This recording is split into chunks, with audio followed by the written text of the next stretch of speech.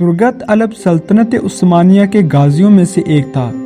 इंतहाई बहादुर, निडर और दलेर सिपाही जो कलहारे से लड़ता था, जिसका कलहारा उस वक़्त के सबसे मजबूत हथियार में शुमार किया जाता था। वो सल्तनत उस्मानिया की तारीख के सबसे बड़े और मशहूर जंगजुओं में से एक था। वो एक ताहयात दोस्त और खूनी बहन भाइयों से भरकर और अर्तुगरुल गाजी का करीबी साथी था, साथ ही उसका बेहतरीन मददगार।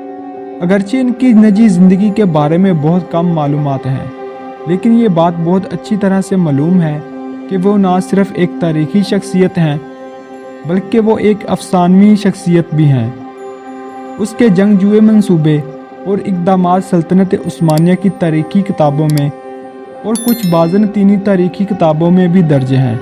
उसने अर्तुगरुल गाजी का 35 साल तक साथ दिया और मंगोलों और बाज़नतीनियों के साथ लड़ते रहे।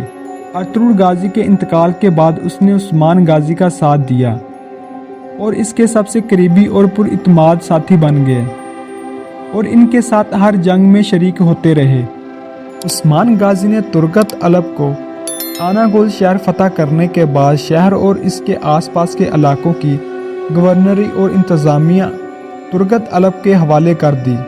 तुर्गत अलब ने आनागोल शहर पर 36 साल हुकूमत की और अमन अमान और खुशहाली को यकीनी बनाया और हर किस्म की सहूलियात आवाम को दी। अगरचे वो खुद बहुत उम्र रसीदा हो चुके थे, लेकिन फिर भी तुर्गत अलब ने सुल्तान उरहान अव्वल का साथ दिया। 125 साल की उम्र में तुर्गत अलब को शहीद किया गया। शहादत के वक़्त उसका कुल्हारा उसके हाथ में था।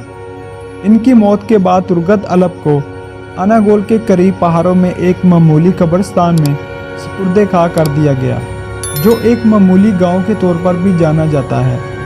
अर्तुगरुल गाजी मकबरे के बाहर एक अजाजी कब्र तुर्गत अलब की बनाई गई है।